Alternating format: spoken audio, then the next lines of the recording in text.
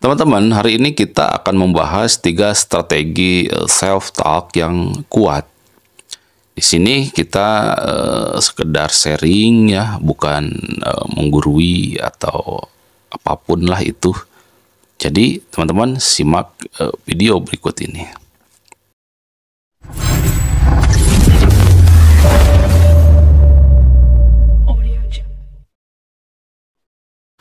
Nah, teman-teman, berbicara kepada diri sendiri dapat menjadi cara yang ampuh untuk membuat diri lebih baik. Tetapi kita perlu belajar bagaimana menggunakan kekuatan self-talk dengan benar. Nah, strategi yang pertama yaitu kita harus berbicara sepositif mungkin, teman-teman. Nah, coba teman-teman jangan lagi menggunakan kata-kata yang konotasinya negatif, tapi coba ganti ke konotasinya yang positif. Contohnya, misalkan kita berbicara, saya sangat tidak berdaya.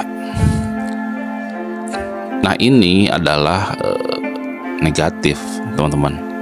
Nah, kita bisa merubahnya menjadi saya beraksi dan terus akan beraksi sesuai porsi saya sendiri gitu.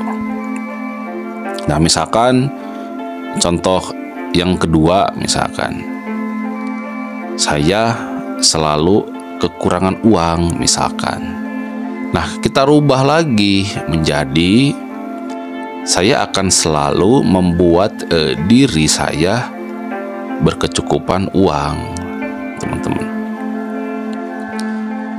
Nah, teman-teman, pertanyaannya, apakah ini berarti kita sedang membohongi diri sendiri? Jawabannya adalah tentu tidak, teman-teman.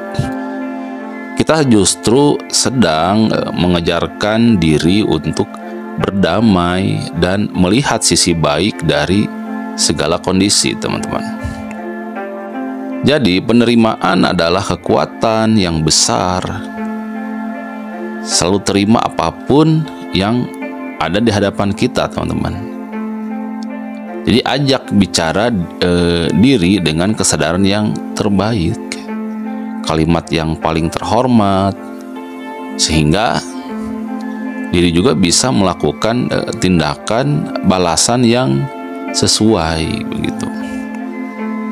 Nah, strategi yang kedua adalah kita harus berfokus hanya kepada diri sendiri gitu.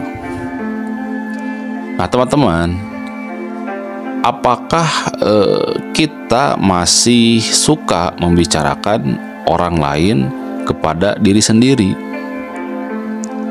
Kalau misalkan jawabannya iya, nah coba perlahan-lahan kurangi frekuensinya, teman-teman, sampai kita benar-benar fokus dengan diri sendiri gitu. Jadi jangan salah sangka ya, teman-teman. Ini bukan sedang mengajarkan kita untuk menjadi makhluk yang super egois ya, teman-teman. Di sini kita hanya mengajak untuk jangan membiarkan otak kita salah fokus dengan membicarakan pihak lain yang bukan dirinya sendiri pada area pribadinya, teman-teman. Apalagi kalau itu hal-hal yang negatif. Tentunya kita tidak mau membentuk diri seburuk apa yang kita bicarakan, kan, teman-teman. Nah, misalkan penilaian kita tentang orang yang selalu kita nilai atau masalah-masalah yang hanya bisa kita kritik tanpa kita perbaiki. Nah, teman-teman, coba mulai sekarang apabila kita mulai menilai-nilai pihak lain, maka coba berhenti sejenak dan masuklah ke dalam diri dan ucapkan, saya menghargai pribadi itu dan saya akan fokus menjadi pribadi yang terbaik gitu. Apabila kita melihat masalah, maka beraksilah, teman-teman. Tidak perlu kita mengumpat, mengkritik dan menyalahkan gitu. Cukup beraksilah gitu, cukup beraksi gitu. Dan ucapkan saya memilih untuk memperbaiki masalah ini dengan sebaik-baiknya gitu. Nah, apabila kita tidak memilih untuk memperbaiki, maka ya tinggalkan, teman-teman. Jadi buatlah suatu kenyataan yang bersih dan netral, teman-teman.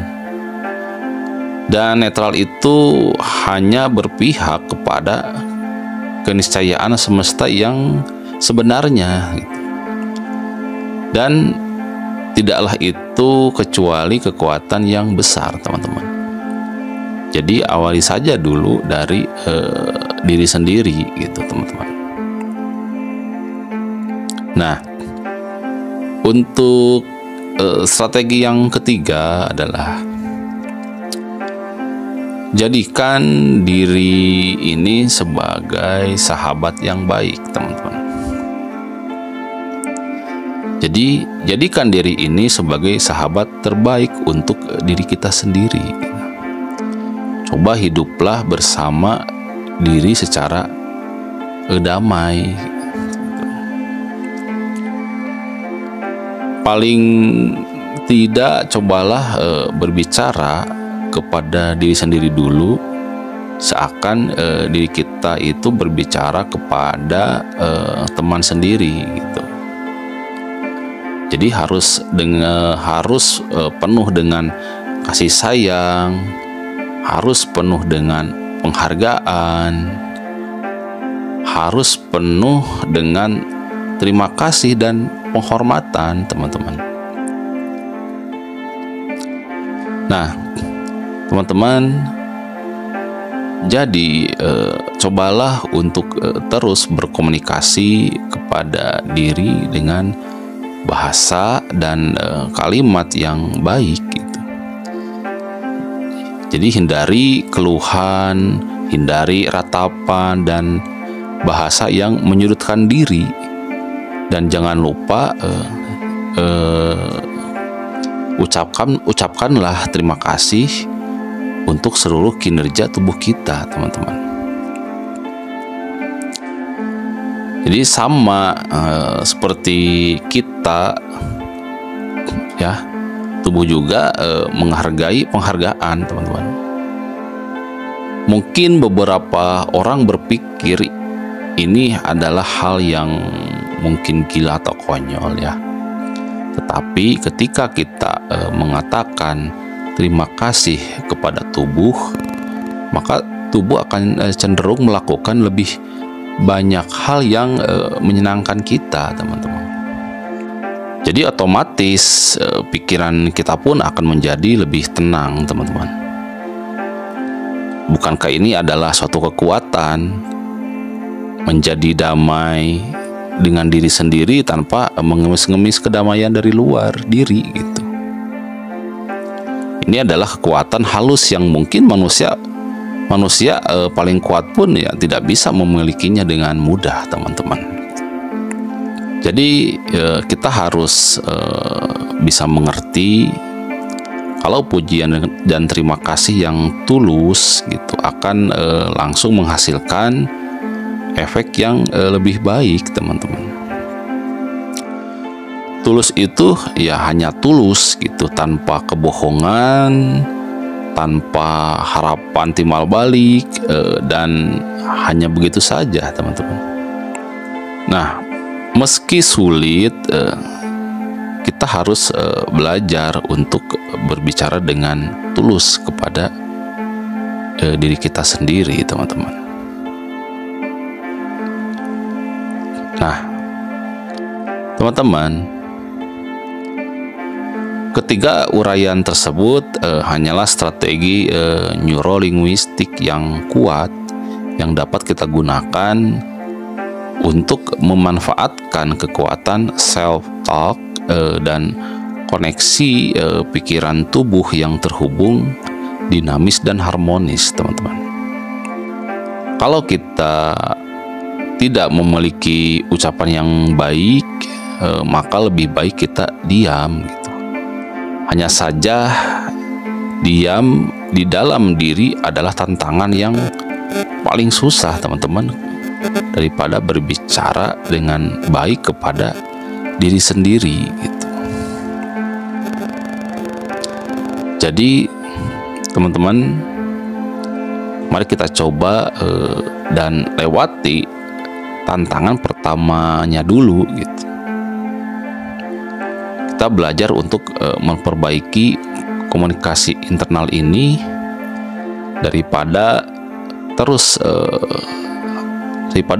terus-menerus merusak diri dan alam ini gitu. Jadi siapa bilang komunikasi internal kita tidak tervibrasi keluar diri gitu. Jangan salah gitu. Sebenarnya tidak ada rahasia antara kita dan bumi gitu. Alam lebih dekat dengan pembicaraan internal kita daripada siapapun, teman-teman. Salam.